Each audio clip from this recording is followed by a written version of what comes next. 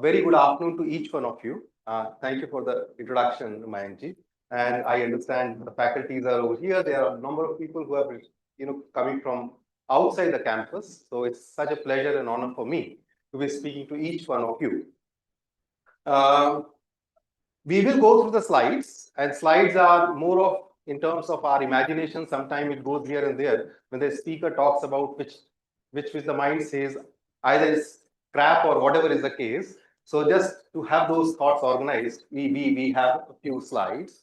As far as the modus operandi are concerned, while Venkateji said that I'll speak for about 45 minutes or an hour or so, and there will be Q&A. But in between, in case any questions comes to yourself, and you want to speak about it, by all means, feel free to, and we will have the interaction. The more the interaction, the merrier it is.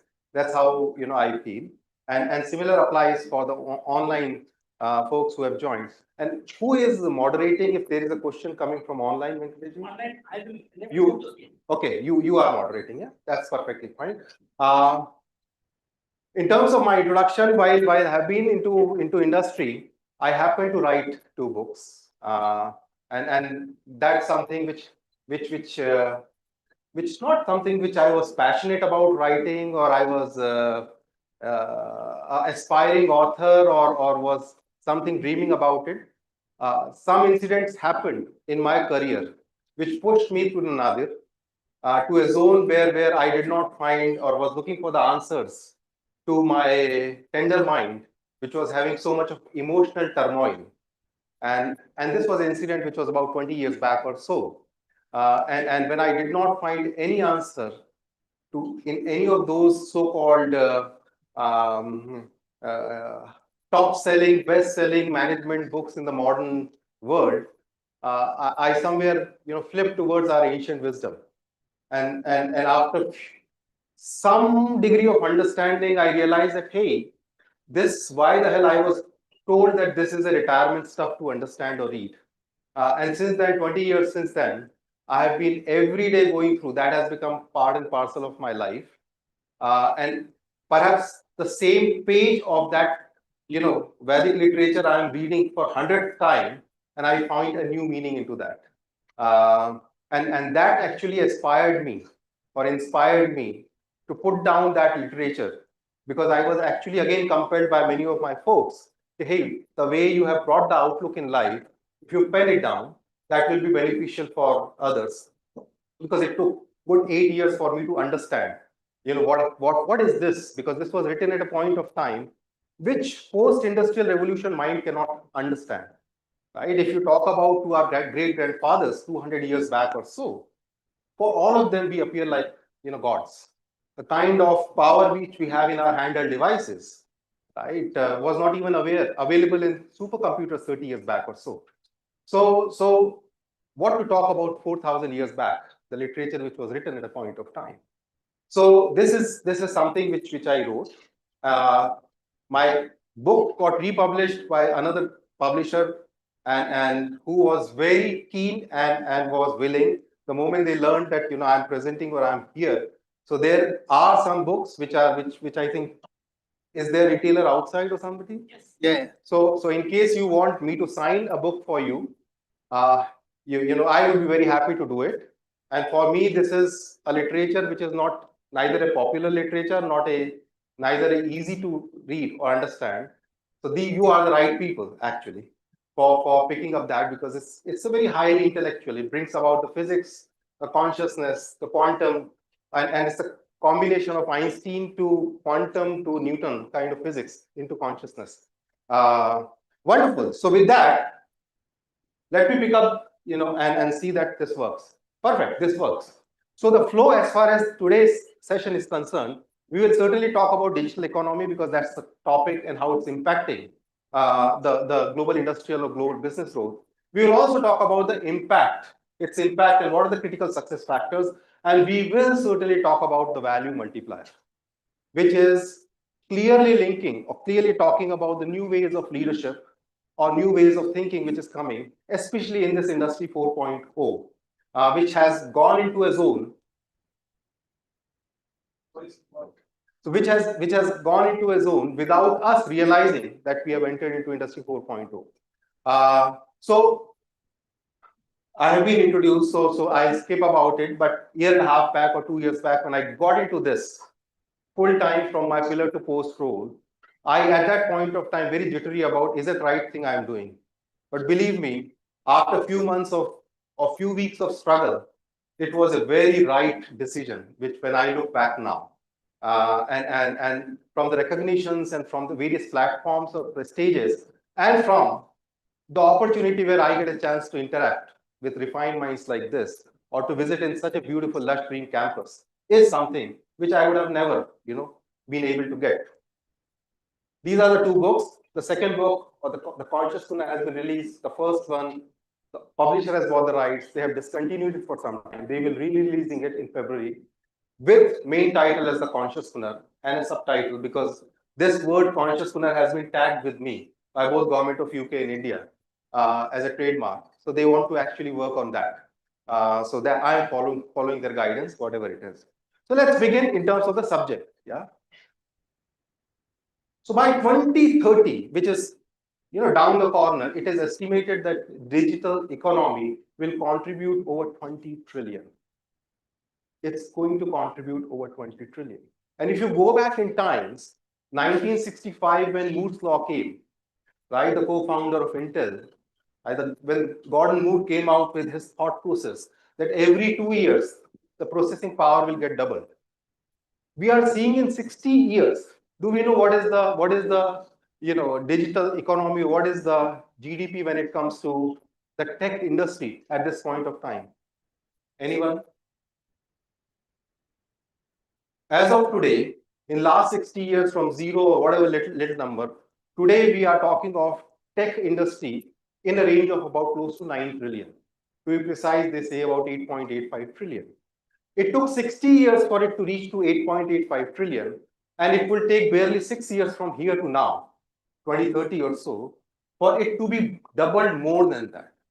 And if you also look at from the perspective of global GDP, of the world is about in range of over 113 to 115 trillion or so, and it's growing at a pace of about 3.5%. We all know, right? Now, 113 trillion growing at a pace of about 3.5%, which actually add in next 5 or 6 years, maybe 15 trillion or so, right? Most of it from 8.85 to 20 is actually coming from digital. So you can see the pace, you can see the scale where it is going. This is something which is a very different times you're talking about. And the question is, are we prepared to navigate the opportunities and challenges it brings? Both, not just challenges, but opportunities.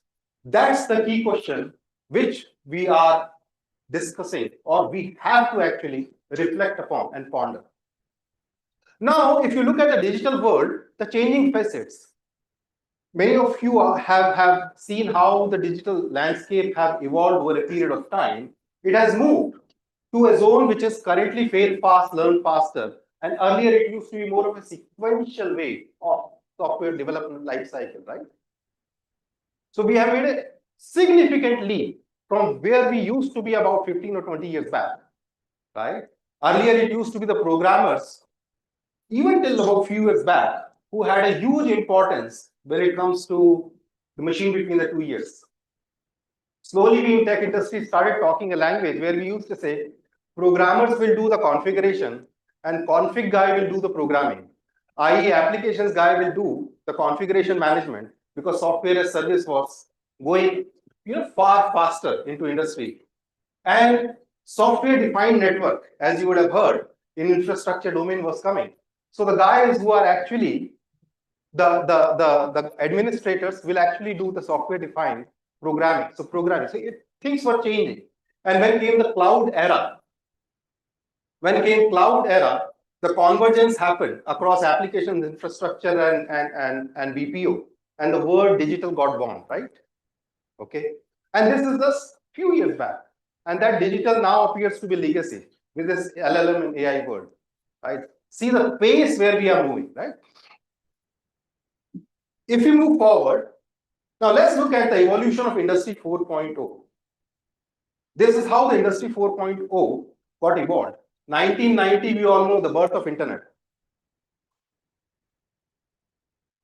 Though Industry 4.0 for the first time was talked through in 2011 in Hanover and 2016 in World Economic Forum in Davos, but actually it started back in 1990.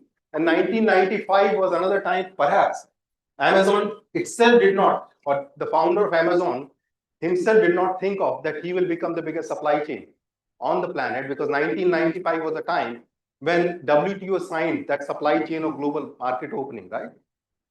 So you can see how it evolved, and 2008 global financial crisis was a turning point where all of a sudden a different leap was taken by those companies, which is, we call in tech terms, the FAGA companies, that is Facebook, Apple, Google, and Amazon.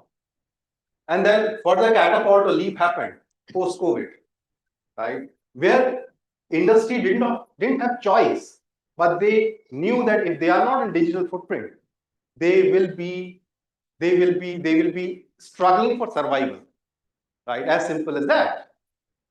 So, and then the way things are moving, what next? We do not know. It can happen as early as yesterday or tomorrow, right? So we saw how the DeepSeek all of a sudden created such a big turmoil in the market, right? The changes. Last week, you would have possibly heard AI was termed as a bubble, and 1 trillion got lost from the stock market around the world.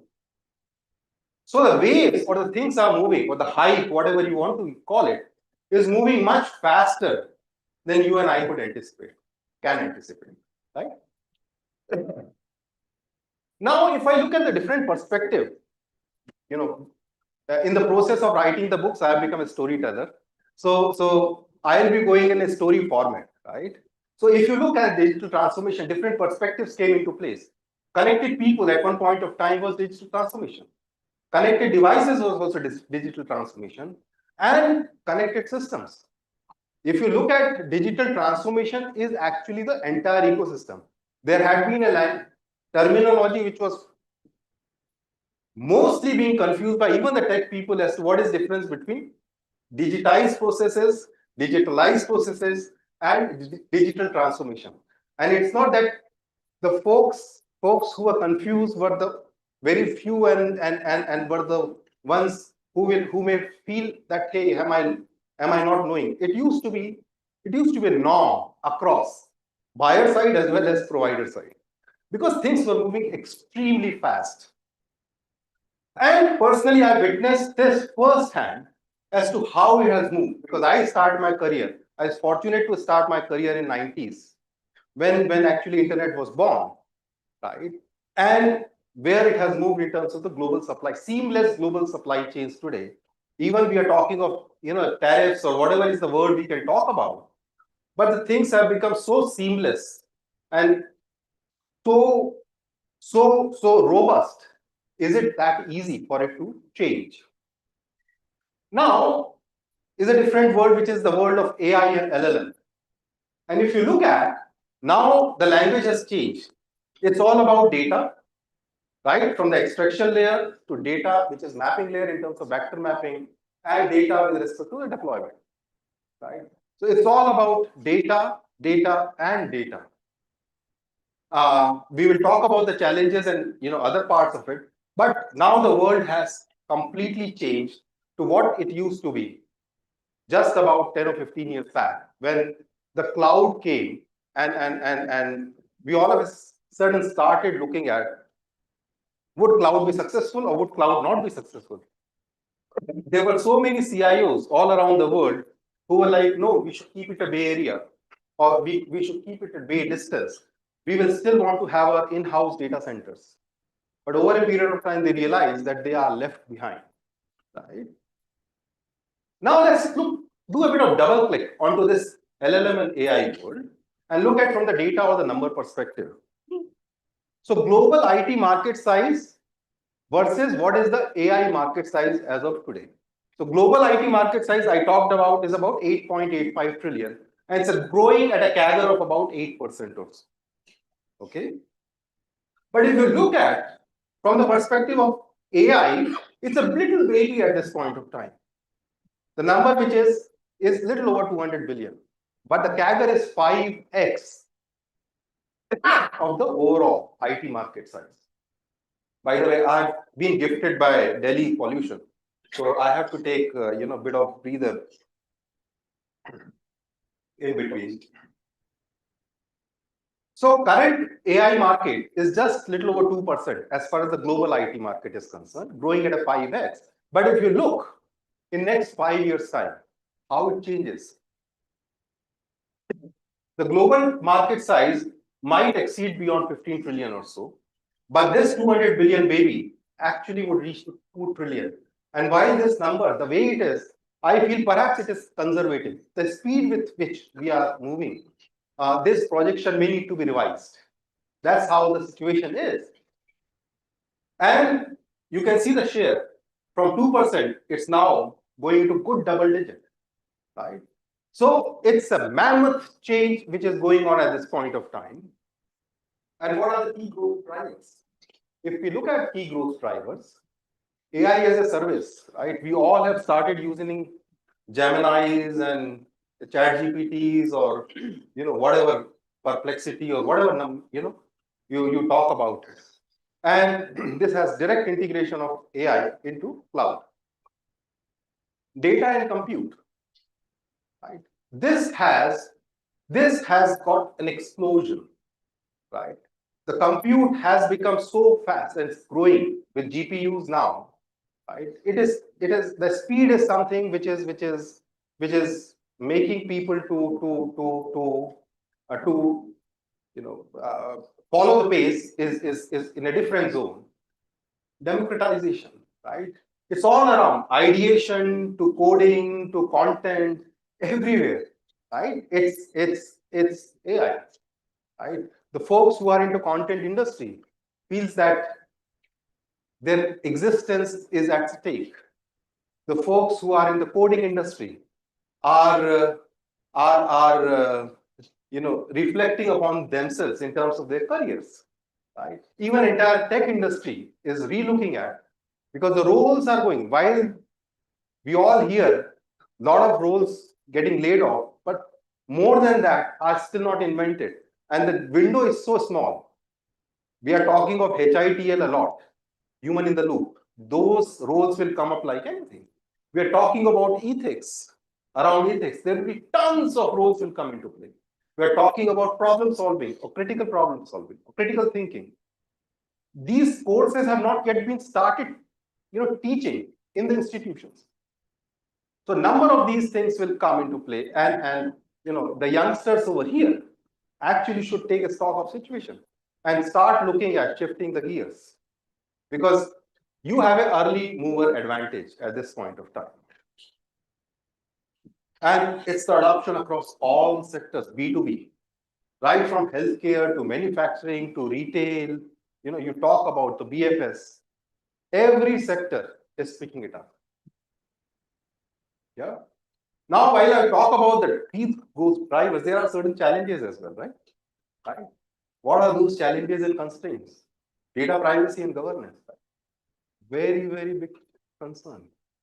Had some of these tools got invented on this part of the planet, possibly those could have been implemented by now, right? Possibly those could have been implemented by now, because nobody's data is personal. The moment you start, first of all, you only have an option on terms and conditions to say okay or yes, right? And if you do not, then you don't have a choice, kind of. You have an option of yes or yes, right? Cost of infrastructure, right? High GPUs, the compute cost is mammoth, and that's where we are seeing, what is that company? The GPU company. Why am I missing the name? NVIDIA. NVIDIA, yes, thank you. Right? Valuation has actually become the third largest economy of the world. One company's valuation is already crossed 5 trillion. Right? The third largest economy in the world, right? Because of their early mover advantage, and that's where I link that point, that you guys have early mover advantage on some of the areas which still have not come to mainstream. You would have been hearing the roles like data scientists, you would have been hearing the roles, the new role which has come into is MLOps engineers, right? Which is industry is still trying to figure out what exactly and how they will. Because earlier it used to be DevOps, right? You would have heard that, right?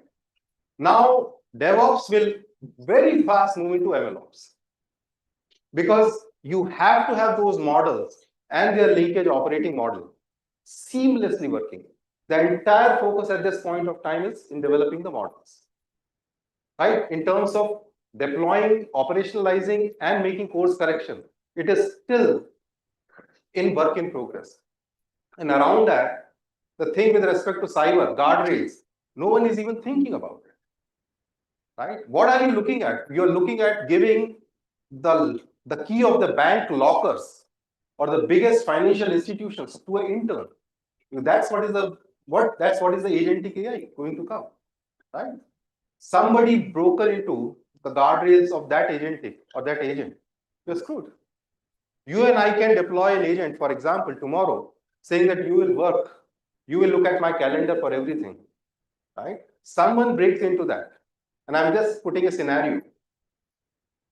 And the moment it has broken into it, and it says that you have a parlor appointment or an appointment for your hairdresser at 7 p.m. at so and so place, and you're going there alone. And this has gone in hands of some rogue people. You have a threat to actually kidnap because that intern does not even know that to whom is they are giving the keys. Right? There's a huge talent shortage. At one side, we are talking about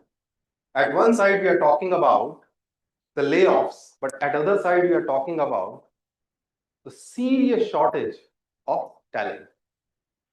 I guess possibly some of you are aware about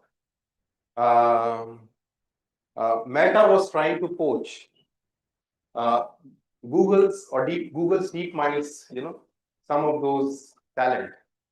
And what was the signing on bonus? Anyone knows that number? Up to $50 million. Can you repeat? Up to $50 million. You are not far away, but it's still far away. 100 million was the 3-digit and above. It was the restriction was you will not go to the 4-digit, but 3-digit and any number in millions for an AI engineer. So at one side, you're talking about the CEO, means that's the press which is talking about a CEO getting a salary of equivalent to 5,000 junior employees every year. If he or she reduces their salaries, then 5,000 or 4,000 homes can run. That a conversation of this sort is happening at one side, and conversation of a very different level is happening at other side. And you would have read the news where a bonus of $1 trillion was paid to an individual human last week. Did you? Has anyone read that? You have read it. Yes. Yes, Tesla. Yes, the guy got 1 trillion as a bonus because that will keep you motivated. So we are at the moment talking something very different word.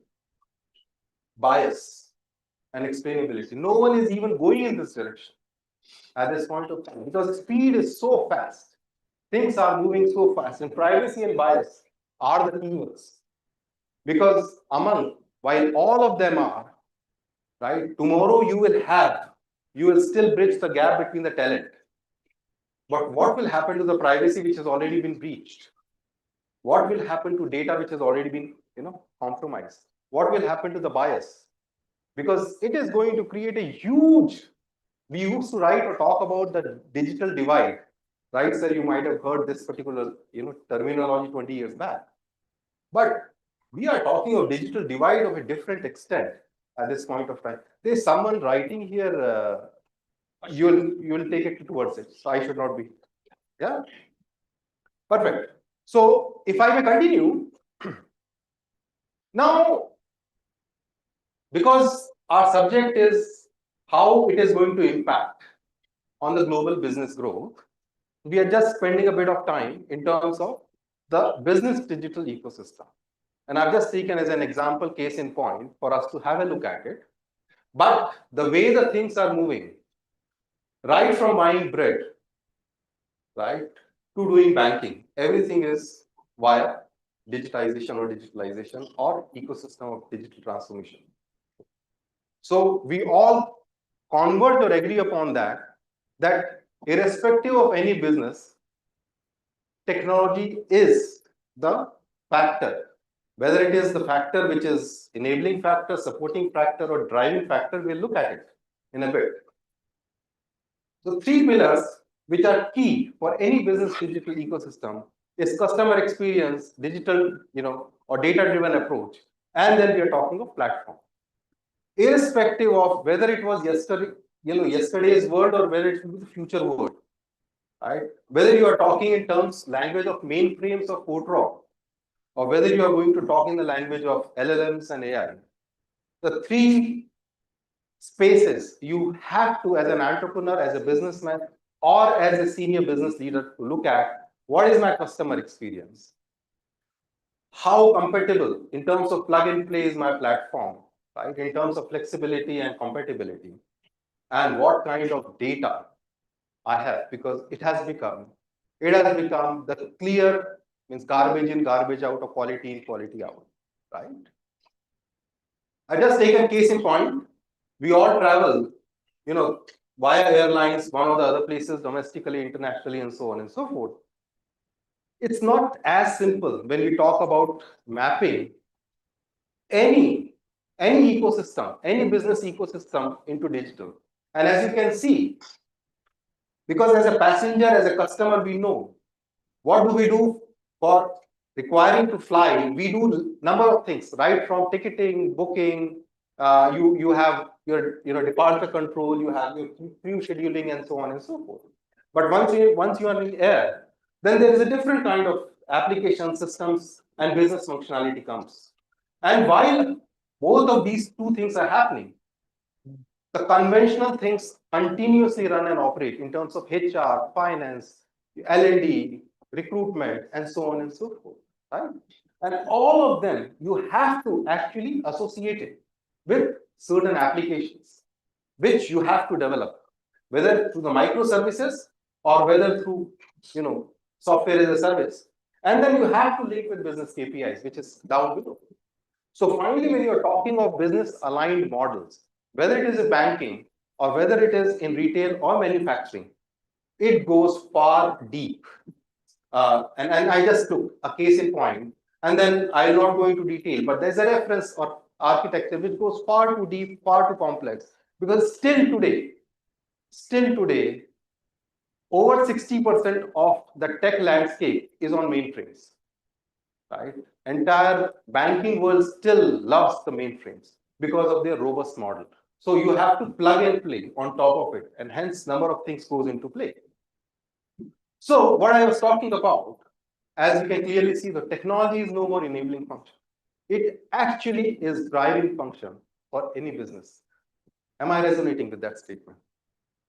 We all can clearly see that technology has become a driving element. And if you see my first slide, which I was talking about, the digital economy, if it's going to contribute 20 trillion. So you're talking of close to between 15 to 20% of the global GDP, right? Which currently is 7 to 8%. So it's a mammoth shift we are talking between now and next 5-6 years. So what is it? So it's all about data, connectivity, and automation. And what is it redefining? It is redefining not just how do we work, but how do we behave and how do we automate. Why do I say how do we behave? Because technology is actually entered beyond our professional space. Am I right?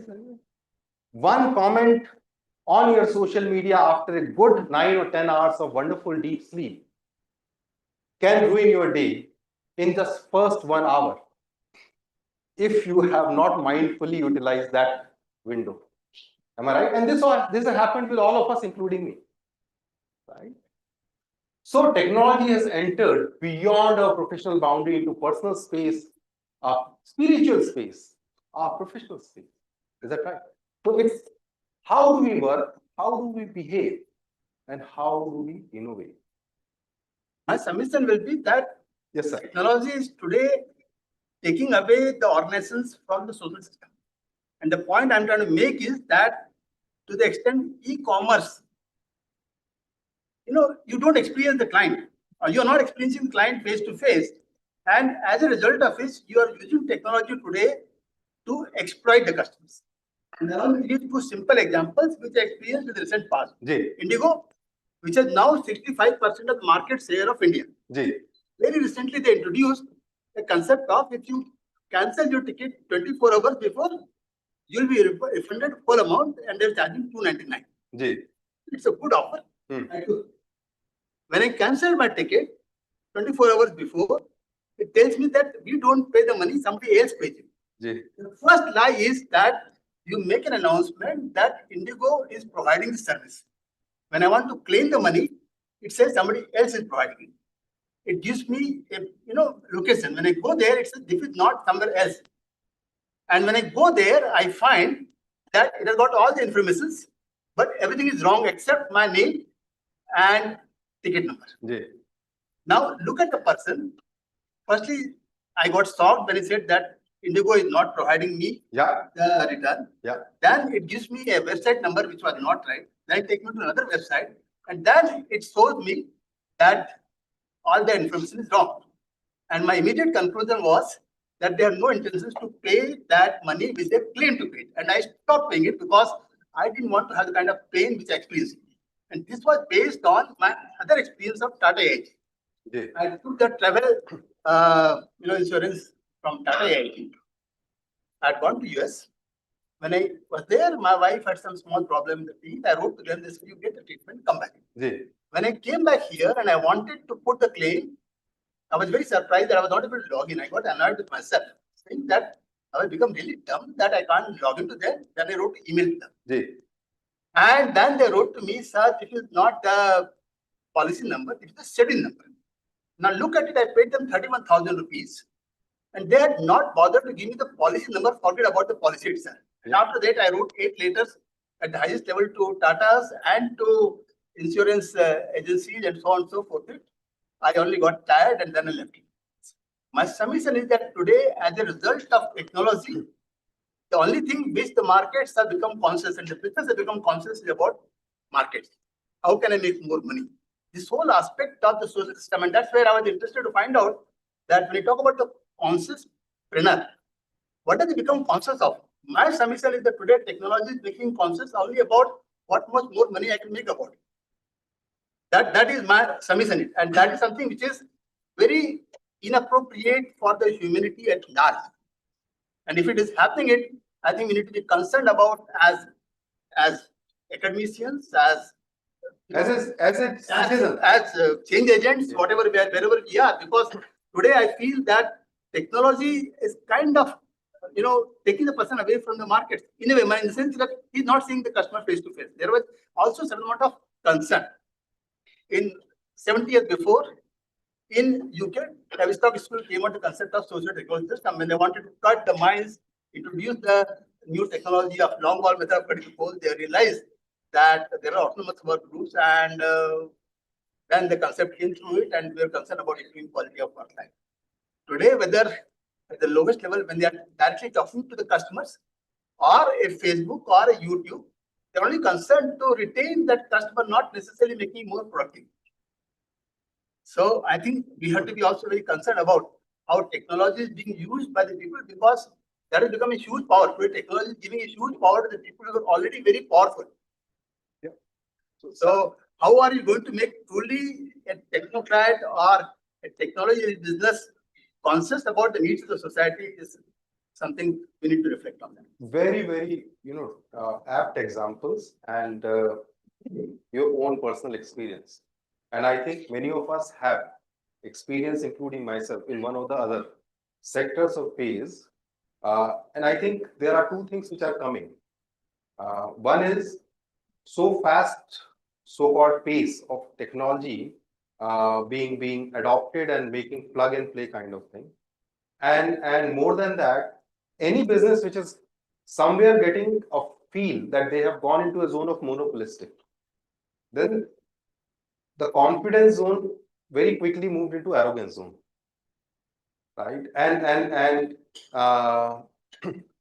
the point which we saw about the three key pillars: customer experience, platform, and data, right? Uh, any business who somewhere do not take care of customer, and if it increases or goes beyond, rest assured, uh, it's a matter of when rather than if for them to find themselves into the doldrums. Uh, with a study which was conducted in 1970s or late 60s, where a lifespan of a successful company was 70 years. And that was redone about a decade back or so. It reduced to 18 years. 70 to 18, right? And this will further move faster in terms of the reduced time window.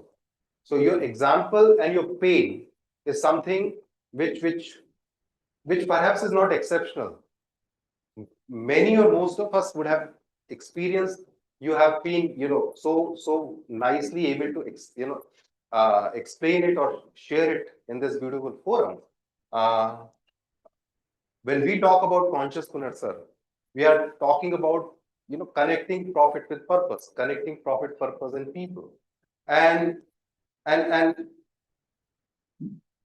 time is like the way people used to challenge cloud, the way people used to challenge that cloud is not becoming reality or AI perhaps will not have any problem to us. I think, bringing your entire focus only on profitability to linking it with purpose and people is something which people have to come to terms. Because while third industrial revolution was more about white collar jobs, what we are currently seeing, it's the white collar jobs which are getting affected most, right? Not blue collar, right? It's the white collar jobs across the planet. So this is the time, which is the time for entrepreneurship, because you have everything available on a very, very, what do I say, very minimal costs and on very fast speed. Be it creating the websites, be it having the bank accounts, be it having the compute, storage, everything available on the cloud, and to create something which is an e-commerce engine much faster than what it used to be before. And if you have an idea, there are people supporting behind. But the key aspect which comes into play is, are you able to, because the retention of people around you or rallying people around you will not be around the profit. They will need to understand, am I associating myself with the vision or the aim of this particular organization or person? And that will become key. But thank you for sharing that.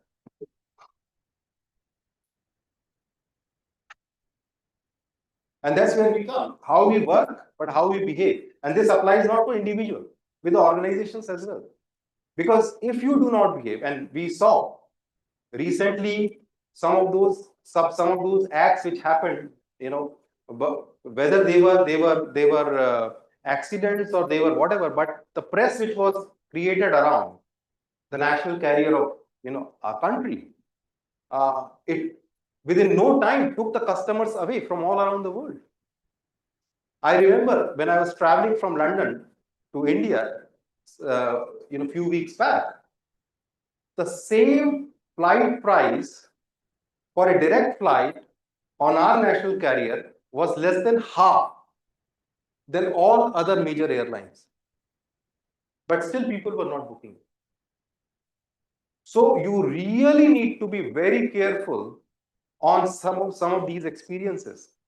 And I'm not sure, have you heard United Breaks Guitar? This was a very popular hashtag, right? So United Airlines at once, you want to share that, sir? And shall I bring the mic to you so that everyone can hear?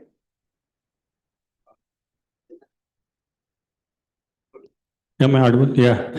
Well, there was a singer who shipped his guitar along with himself, checked it in United Airlines, and from the window he saw the person who was putting the luggage in this in the flight throwing the guitar, and it broke. And then we went back and claimed that took a claim from United. They refused to compensate him. So he came up with the song, United Breaks Guitars. And that actually, all of a sudden, with a bit of consistency or his perseverance, picked up among other people, right? And that became a slogan, United Breaks Guitar. And airlines had no choice. They had to compensate him big time because it was straight away the brand impact which was coming into play. So some of the instances, sir, which you have talked about, now with the power of social media, and all of a sudden it picks up the traction of some of the people. The people with muscle power still do not hold any power. We all saw few months back the incident which happened in Pune, right? That youngster who was driving the car and he rolled over, right? You would have not many people. Even in UK, that became a big news. He was connected with so many, muscle mafias or muscle people, but nothing could be done. Right? So let's look at the impact. Yeah. Now let's spend a bit of time on. So we looked at how this AI and the world is moving and how the business digital ecosystem looks like. But let's look at the impact. Right. There are 2 or 3 areas. Productivity with AI and robotics has already grown many folds. Yeah, is that right? Then efficiency because of predictive maintenance and reduced downtime again has gone many folds. And innovation again in terms of the idea getting into the concept phase and then moving into crystallization, blueprint and implementation. What we spoke about, fail fast, learn faster, then revisit and again evolve is a new name of the game. Right? And if you look at the challenges, we spoke about workforce displacement, but there are a number of roles which are repetitive or which are, routine, while they are getting automated or while they are being displaced. But there are so many new roles in terms of problem solving, critical thinking, human in the loop, and that's what I spoke about, will come into play. So as of now, the educational system has largely been focusing upon developing the caliber, right, in terms of the skills. With this, skills are already available with AI. So you will have to go with inside out. Outside in game is getting over. Am I right?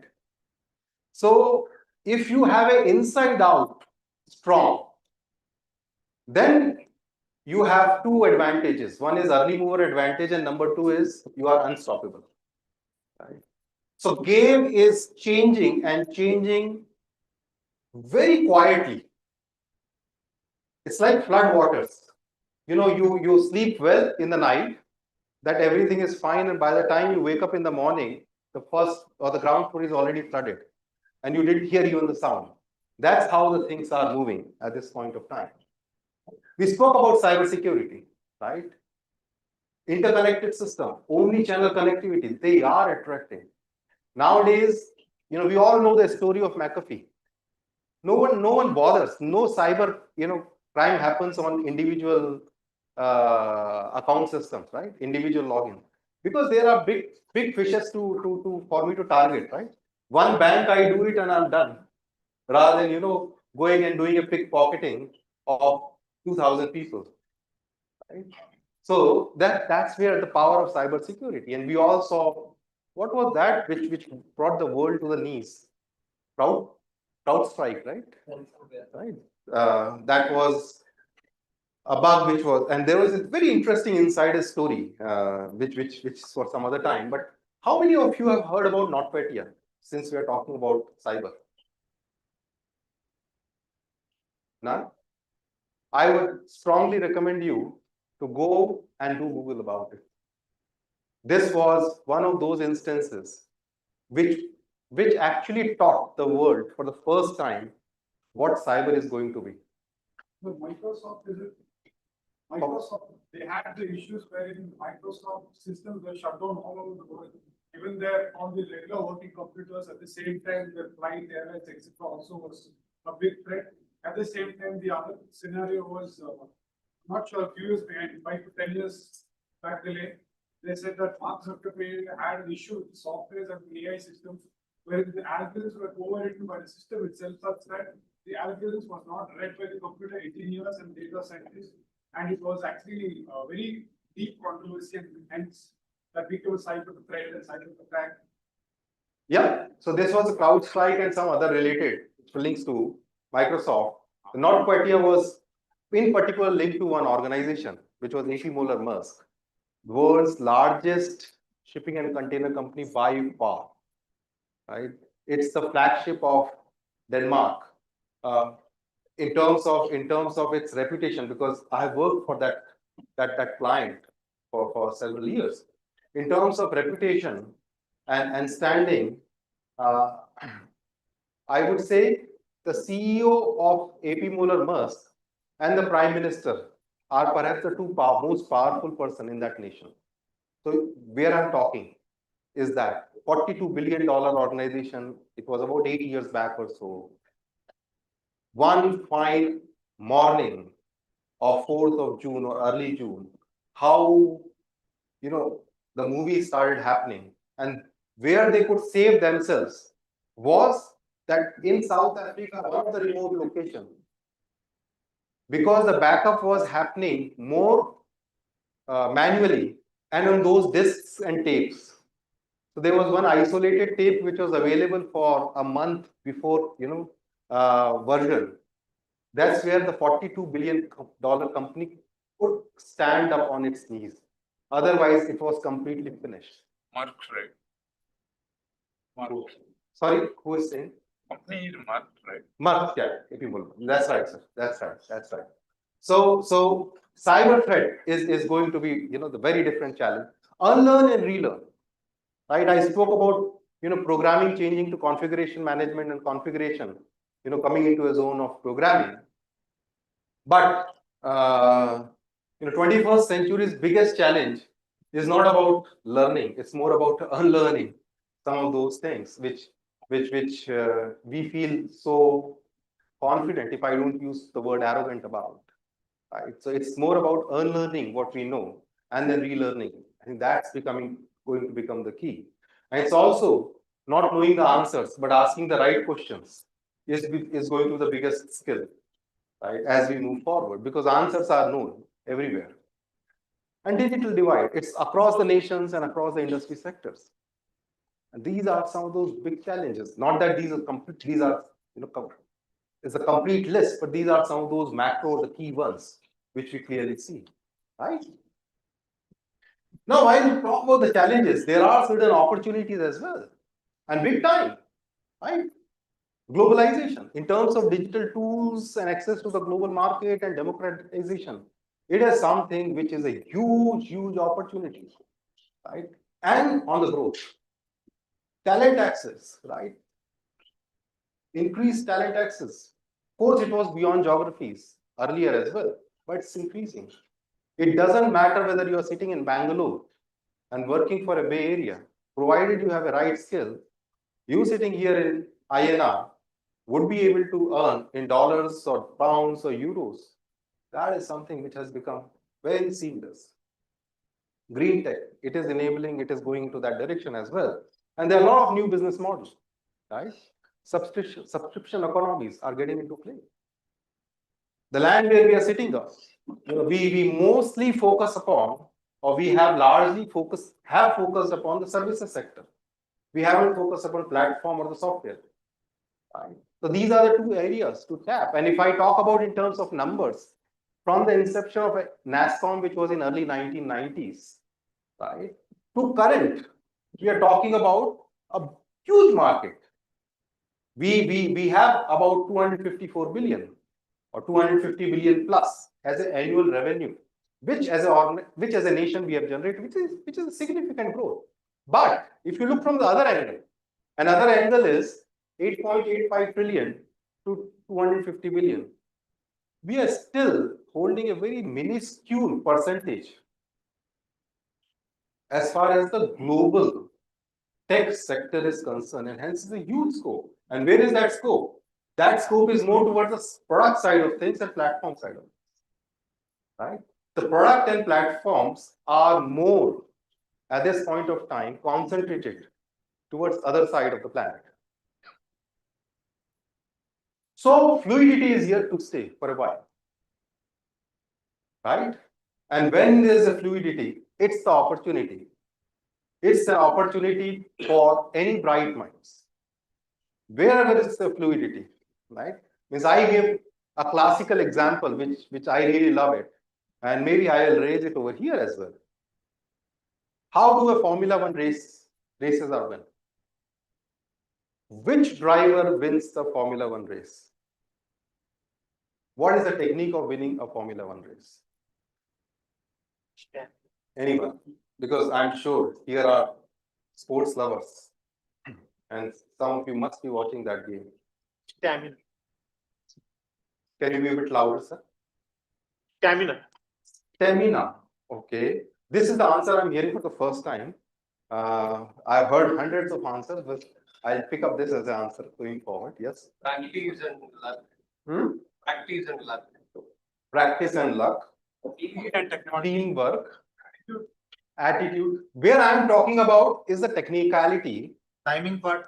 Timing seems to be in the right direction. Means you have started talking about the Technology and innovation. technology and innovation. Minimum drive to get the maximum speed of the. She is going into the right trajectory or the direction. Very good. Team coordination. Technique and the speed is again, yes. But you know what? Technique and speed, anyone who has qualified and has reached to that level, right? They know that. And Right decision. right decision, okay. Different psychological. Again, psychological, emotional, that is something is a given part. Means, are you playing to win, or are you entering into that game with a mindset of playing to win or playing not to lose? That's the psychology, or that's where all the sports coaches teach the team at least certainly 30 minutes before the game, that this is the next whatever 90 minutes or a day or 70 minutes of your life. That's a very standard sentence. Yes, sir. Agility. Agility. There are some answers, Venkatesh, are coming perhaps here on the screen in case there is something interesting you may want to share. Because I have asked a question to the audience. How do Formula One races are won? Motivation. Motivation. I think it's also like chess moves, like you kind of know the simulated routes, the simulated routing. So again, like how you optimize, the optimization is key. I think you are moving in the right direction with your second answer or second thought process as well. Pit stops. That is another good answer. Yeah, right. Pit stop strategy somebody spoke about. Time lapse. Yeah, you have some time lapse during the Formula One race, during the pit stop also, and after that, and you get the emergency vehicles also sometimes, and you get around the routes. Then comes the lap rounds, the number of lap rounds, which grand which you are playing around. Yeah. Then comes the league or which you are playing the game. Then comes the engine performance and all the other tech aspects. Then comes the software which reads on time, real time, live guidance from the coach side, which they can track and suddenly based on whether when they can really work on. That can be some strategy where they use it because they're running for like 24 hours, 48 hours, 72 hours, F1 races and all. It takes good drivers also. The same time. No, sir, I need answer which is very short. You are going into. So I just set the complete scenario. No, that's where I do not want the. I am asking how the races are won. My simple question is, what is that one decider for the winner? I think timely judgment. Timely judgment with accuracy. Timely judgment. Okay, fine. Shall I answer or shall I? Probably risk averse, I'd say, not afraid of crashing into someone else. Okay, not afraid of crashing. Good. How much they can put the limit of the car? Can you be a bit louder, sir? How much they can put the limit of the car? Okay, how much they can put the limit? I'm just repeating as well so that people on the who are joining online can listen. Or to grab the. Sorry, sir. Goal to reach and win. The goal to reach and win. The goal to reach and To understand the track better, to make better judgment. Team, sir. a bit right. Team. Huh? Team. Team. course. Finish the race first. Sorry, sir. Finish the race first. Finish this first. Okay, let me answer them. Yeah, please go ahead, sir. What are they? Uh-huh. Compatibility, right decision in the right time, prioritization. Okay, right decision in the right time seems to be, yeah, again, heading in the right direction. Yes, sir. Target focus. Target focus. Good. I think we got, multiple thinking, and the responses. If I specifically go, the lady there was on the right direction. There was this gentleman who spoke in that direction. See, the game happens at the curve. The entire thing, the decision happens at the curve. At the time of curve, whosoever is consistent and having the speed, they win. Just watch the Formula One. There are those many laps because everyone knows how to drive fast. But at the curve, if you are controlling and moving, there the decision happens. Entire practice happens on that. Absolutely. You would have seen the relay races, the 4x4, how smoothly you exchange the baton and run because everyone knows how to run. That's where the winner get decided, and especially in the last lap. Right? Even in the swimming, it's all about when you are taking the turn in the lapses because everyone knows how to swim fast, but how you're turning. And why I'm bringing this particular point is that in the life or in the game of enterprising business leadership world, this is the curve. This is the curve. And whosoever take that lead with respect to the early mover advantage, as I said, the game from caliber is very quickly shifting, much faster than you can think. Caliber to character is shifting faster than you can think. It's all going to be the game of compassion, creativity, ethics, emotions, problem solving, critical thinking, so on and so forth. Which yesterday or till today, all the game used to be, do you know Python, do you know C, do you know C++, do you know Java, do you know project management? And in project management, have you done PMP, have you done blah, and have you done CMI, MMI level 5 or CMMI level 3? Have you got this certification, have you got that certificate, right? All of those things are going to become obsolete because every answer is there on a prompt. Right? Now, if you are able to think, right, sir? If you are able to think and connect, because as a leader, your team member will not be respecting you because you are knowing more than them. With everyone, even in one of the challenge which is happening to the institutions like this, where we are standing, because the assignments by students are you tell us, sir, when do you want us to submit? You want to submit it in 1 hour, we'll do it. Right? Assignment of a week gets submitted in an hour.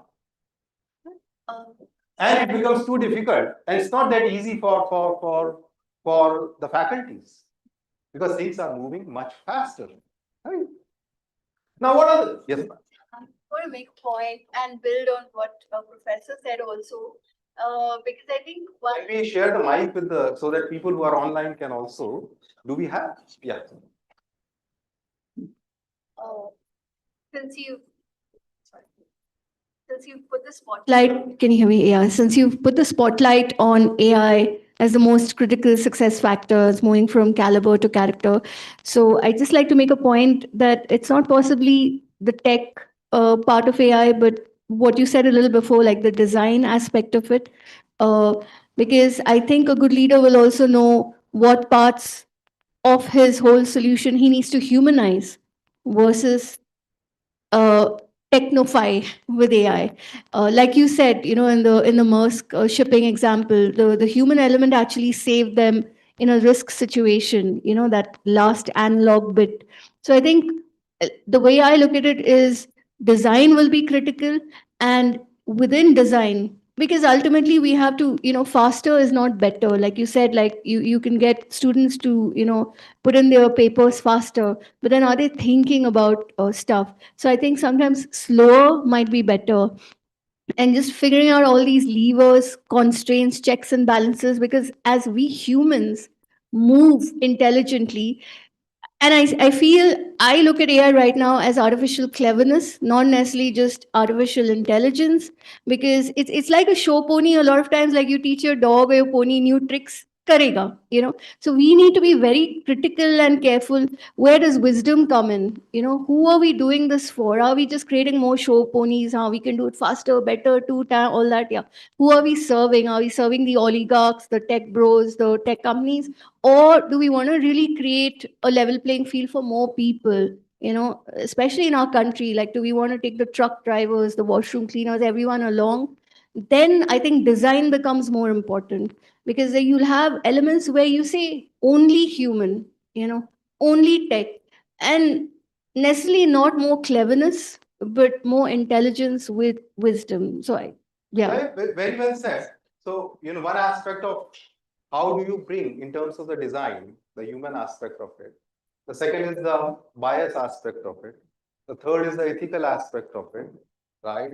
And the way, and you picked up very well, see, with AI, the thin line which is getting blurred among the individuals is, hey, AI can, you can outsource your work to AI, but many of the folks are outsourcing their thinking to AI as well, right? So outsourcing the work vis-a-vis outsourcing your thinking, I think is a very subtle or thin line, but a very big or sea change when it comes to the output aspect. So very well pointed. Now, if we look at the critical success factors, yes, From the ma'am's point, I think ma'am's ideology works towards mainly the health sector. Because there was a case study where I think IMB itself, students came up with many of the students during the COVID and post-COVID era, they started getting in touch with the AI, like DeepSeek and ChatGPT and AI audio. Mike has come to you because there are a number of people online.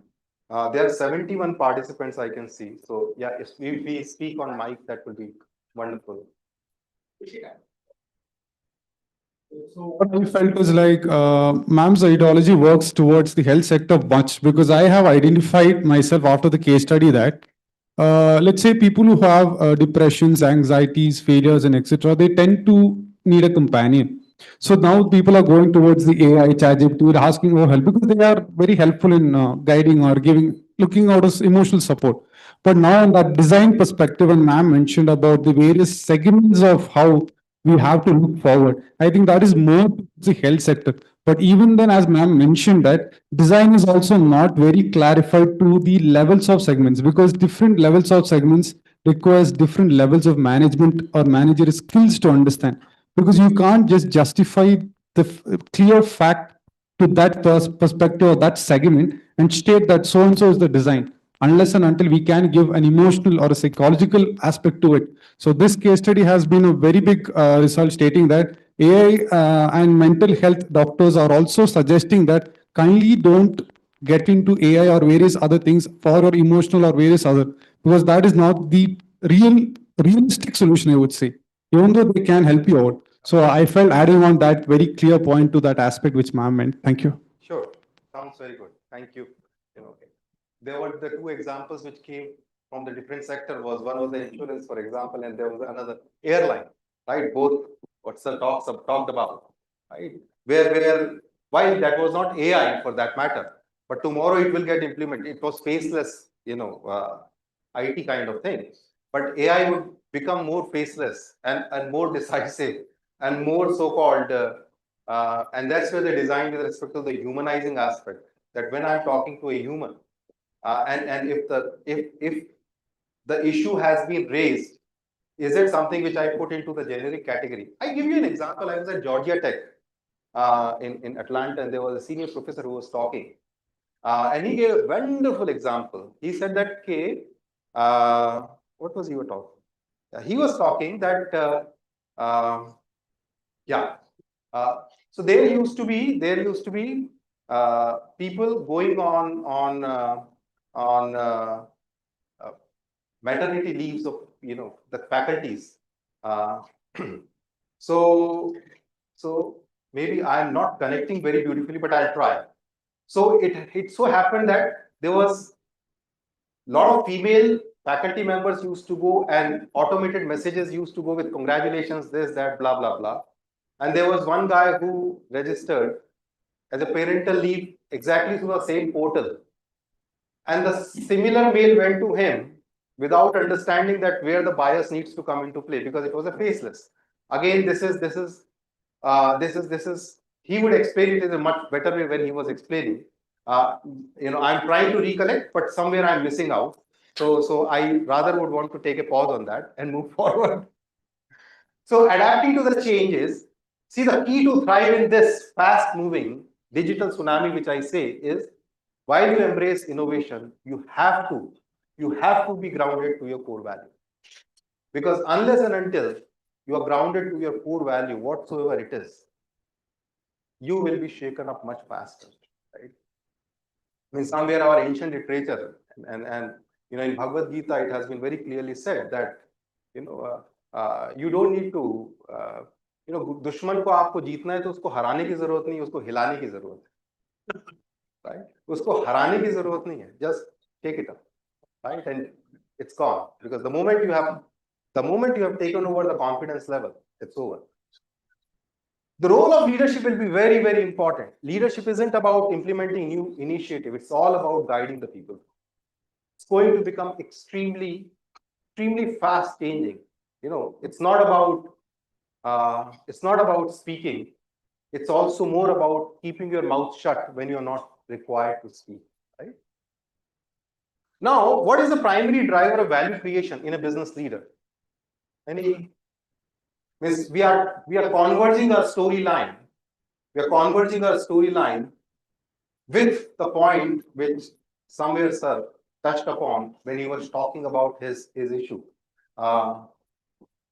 Maybe let me proceed, and I'm conscious of the time that there will be a few minutes for question answers.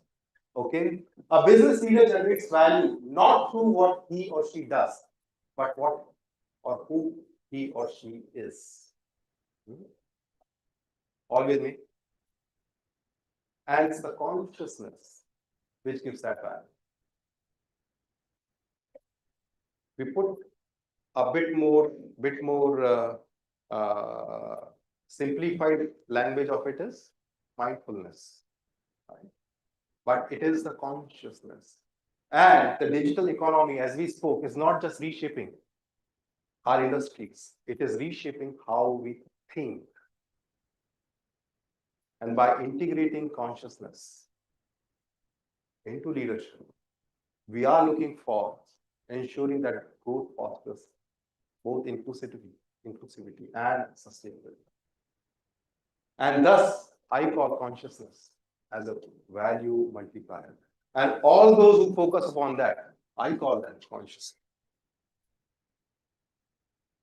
We are not talking, when we talk about the word consciousness, where I come, or I spent a lot of years in terms of coming out with this terminology and thinking, the main aspect was, I'm not talking of philosophy and I'm not talking of theory.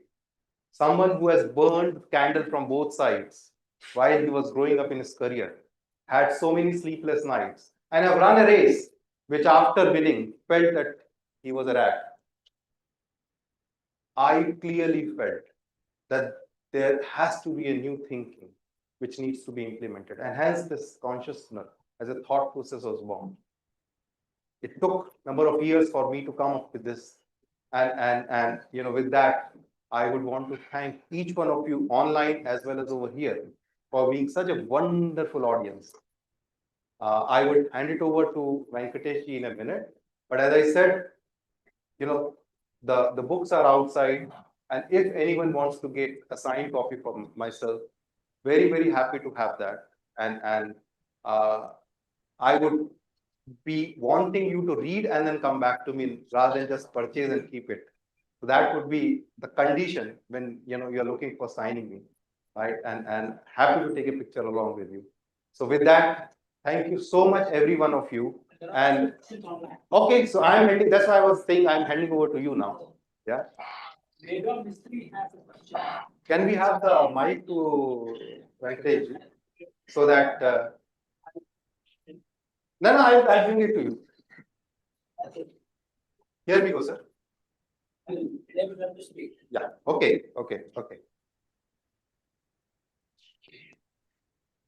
And if you want to reach out to me, there are some social media handles on my website, which we got into this zone just a couple of years back only.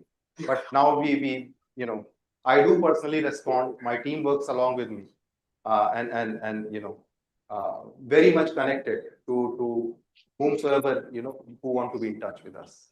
Yes, sir. Over to you. Mega, I have promoted you as a panelist. You may unmute yourself and speak.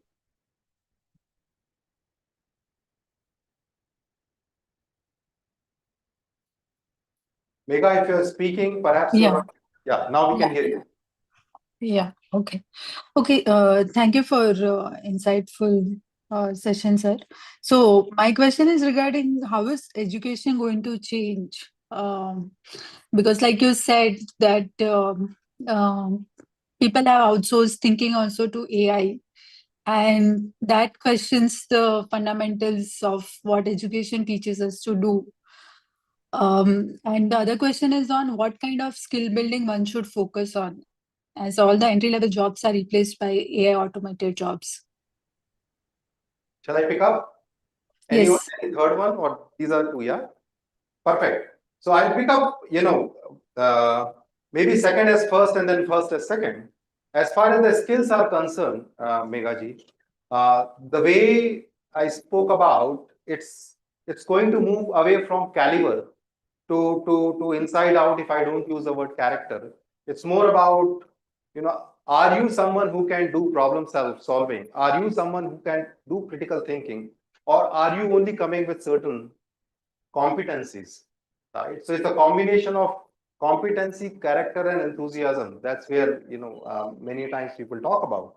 So it's more about inside out. It's more about creativity. It's more about non-repeatability. It's more about non-routine. It's more about, are you able to have compassion along with your fellow colleagues?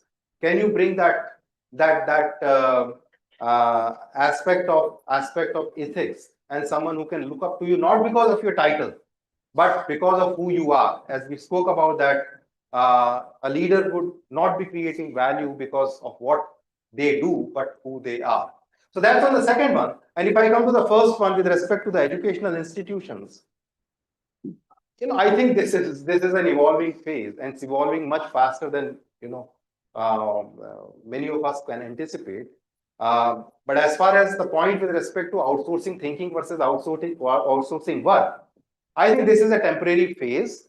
Outsourcing thinking guys have started understanding they are falling behind. Now, sooner or later they realize.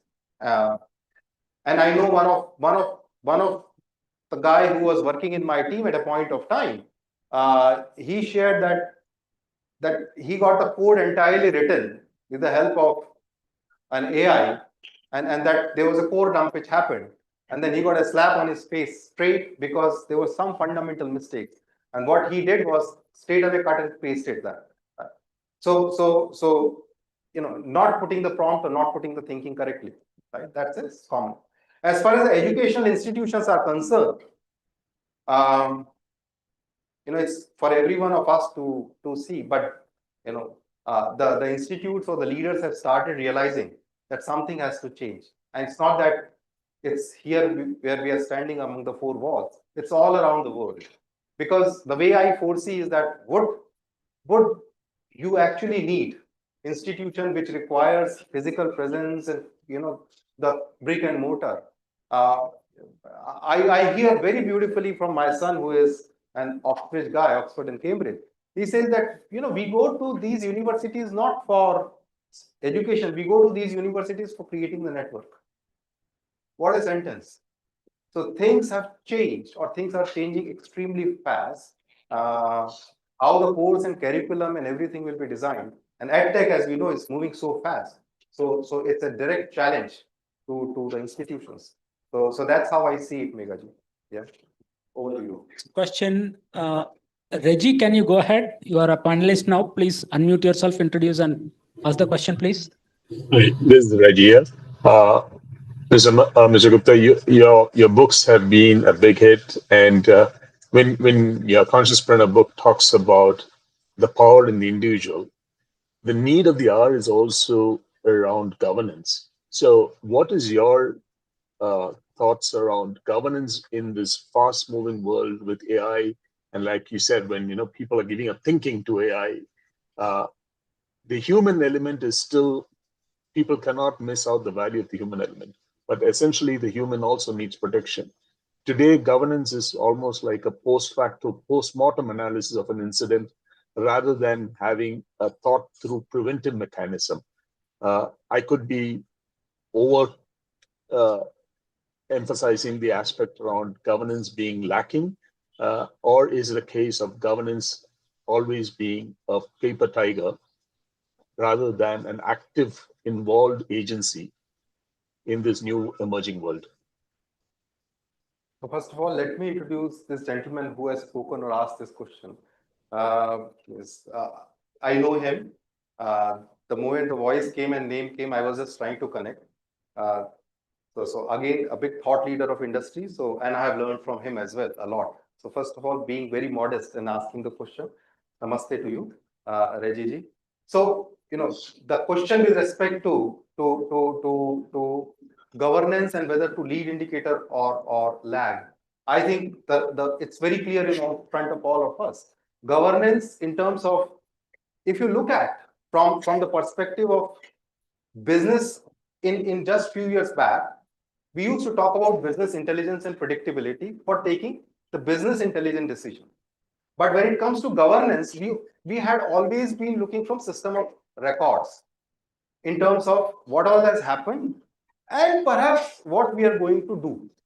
But in this fast moving pace with AI, I think we have lost that eye as well, because entire focus at this point of time is being in developing something new and deploying. There is no checks and balance in terms of looking at the guardrails, right? There is nothing you're looking from in terms of what guardrails you're putting to that model which you are developing. And anyone can do jailbreak, right? And that is not too difficult. And there are perhaps some techie guys who can relate to what I'm talking about, right? So in terms of predictive and preventive, I think the lag indicator is continuously on increase, Reggie, which was not in the lead indicators earlier as well. And forget about that. I call this AI revolution as the new electricity revolution, because it's of that scale even higher. See, even in electricity, we very soon got, with respect to what would be the cabling, norms in terms of transmitting the electricity, distributing the electricity, generating the electricity, and so on and so forth. But in case of AI, we are actually handing over to user the naked wires, right? And no governance, right? Sovereign AI is being still talked through as one of those concepts around the world. Around the world, I'm not talking of one place or other. So that's what I would say. I hope this gives you an answer, Reggie. Yeah, absolutely. Professor Gupta, you put it well. Your book speaks volumes of this. I'm just hoping that there's a collective impetus to bring consciouspreneurs together to form that layer of honest, ethical AI in the future. Yeah, very beautifully said. Thank you. If you can take one or two more questions, I would let Prakash ask the question. Prakash, you are a panelist now. Please unmute yourself and ask the question. Am I audible? Yeah. Mr. Gupta, as you had been discussing about the AI and its impact, I would really like to know what is the impact of digital bias on the global business decision making and the market? Can I request you to repeat the last sentence? What is the impact of digital bias? Digital bias. That's what you said, right? Yes. Yeah, again, this is a very, very big challenge, Prakash. As you know, the bias and privacy, as I spoke about, and if you look at the countries which are African countries at this point of time, are somewhere not able to hold to the pace where the world is moving. Digital bias is something right from hygiene to helping the growth of economy has an impact right from basics to I'm talking of the highest level. So at this point of time, it is onus to the leaders. Now, onus to the leaders, I'm talking of leaders, be it the institutional leaders or be it the national leaders, or be it the leaders at the micro level, a leader in the family as well. How you're bringing up your children with respect to understand what to look at, what not to look at from the bias, what to absorb and what to not, kind of thing. So when I'm talking of leaders, it's at all the levels. So this is a real challenge if I do not use the word threat. Yeah. And Shresh has another question. You are a panelist now, Shresh. Please unmute yourself. Good morning, sir. Sorry, good evening, my bad. What do you think is the impact of AI when it could be used in the management of sports, such as badminton or tennis, such as individual sports? So you remember the game Go, which the guy who was, I think, from one of the Southeast Asia, this guy who was the champion for good 10-12 years, he was beaten up by the supercomputer AlphaGo. It was 2017 or so. Go is considered to be one of the most complicated game, much complicated than chess. Okay, and if you read that paper, that is some beautiful story. Now, with the example with respect to the badminton or tennis, I do not know whether the games will start happening between humans and AIs, or humans and robots, or there will be competition between robots and humans and humans, and or maybe a hybrid team of human robot human. So that's something which is interesting to see for all of us. We all are seeing, the Formula One, the form has changed from those bigger engine and powerful engine to electric cars. Who knows? The driverless cars are, the remote, based drivers who will be running them. But these are some of those interesting things which in years to come are for us to see, because when we are talking of digital economy moving from 8.85 to 20 trillion, some of these new things will happen and will happen much faster than you and I can think of.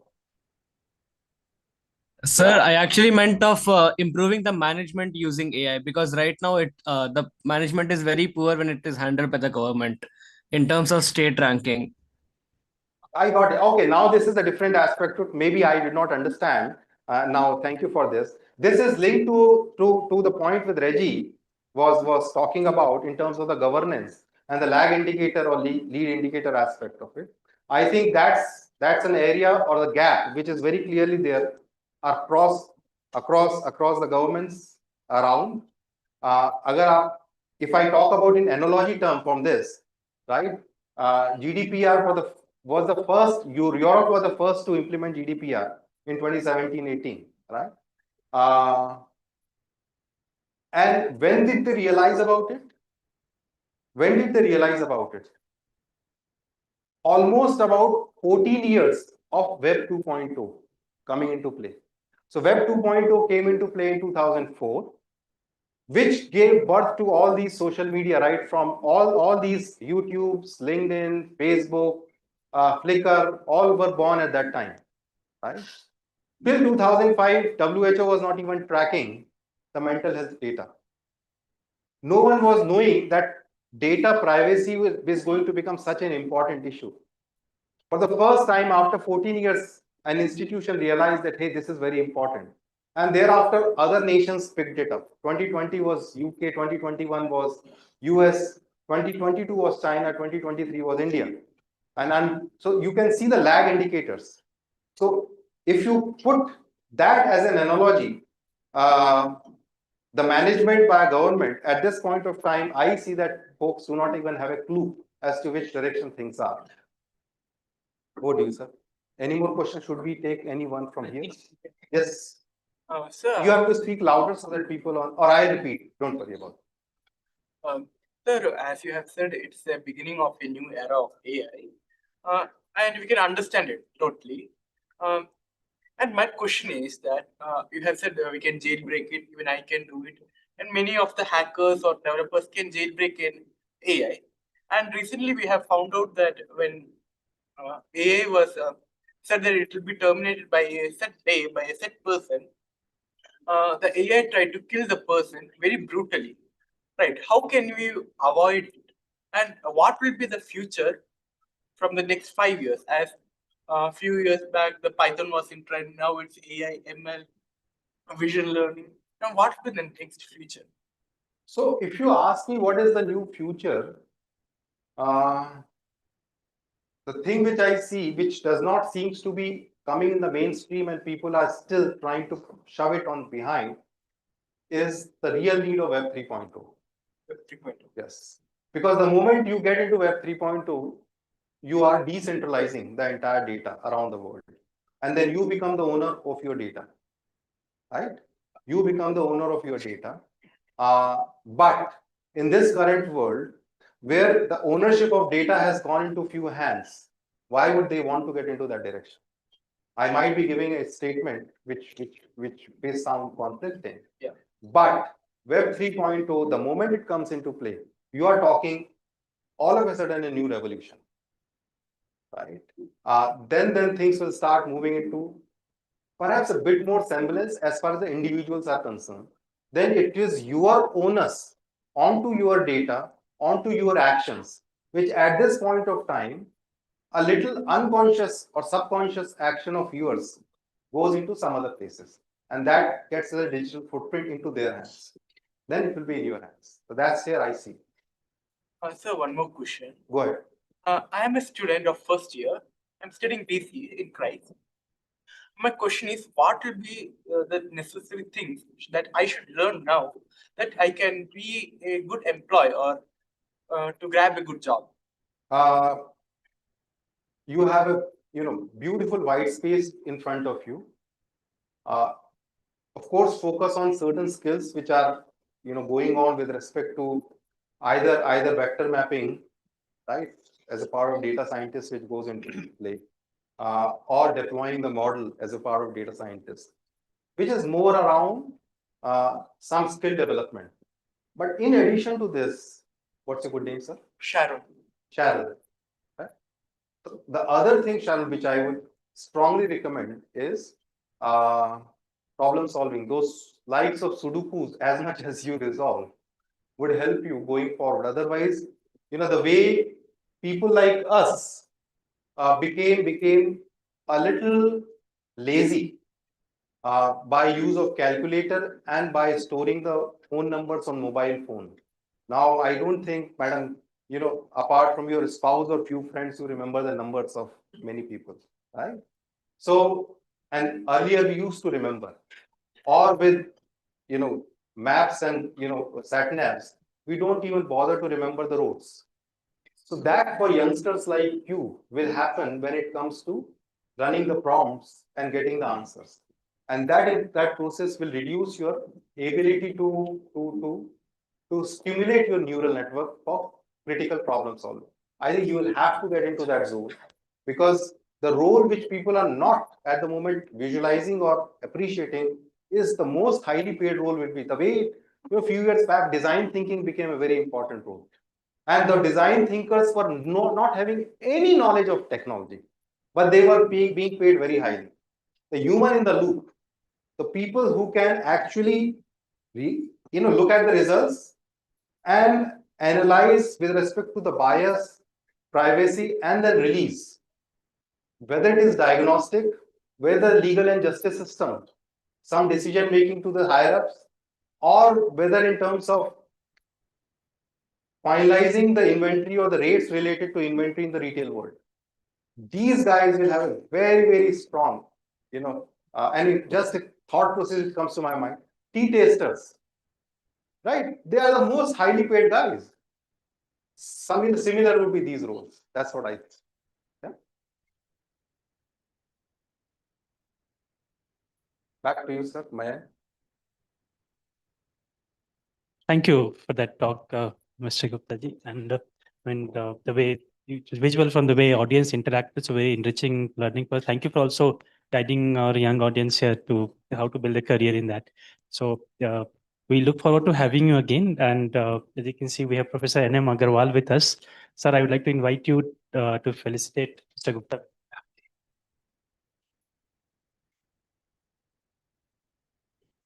Thank you, Mr. Manoj. Thank you so much for being with us. It is always a dialogue, a forum like this creates possibilities for the dialogue. A dialogue where nobody stays at a pedestal. You could feel comfortable to ask any kind of questions.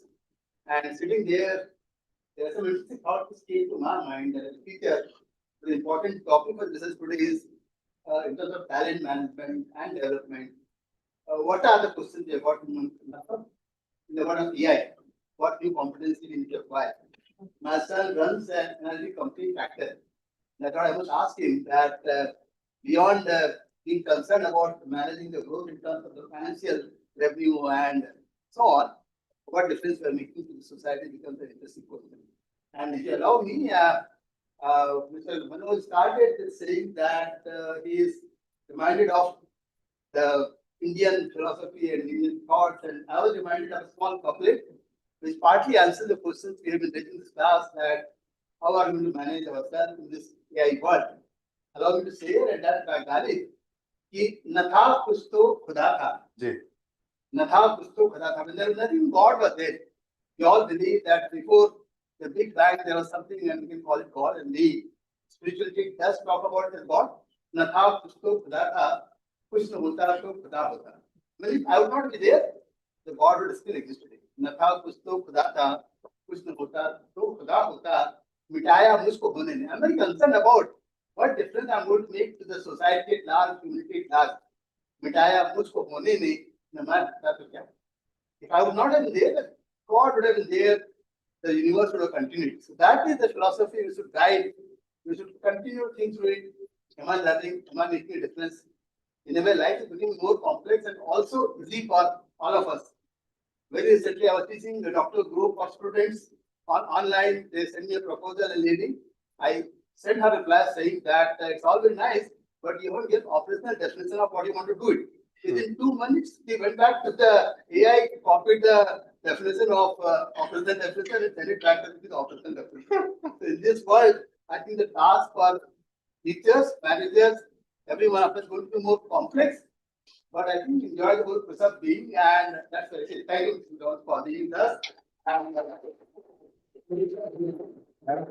Thank you so much. And can we have a group photograph as well, sir? Sure.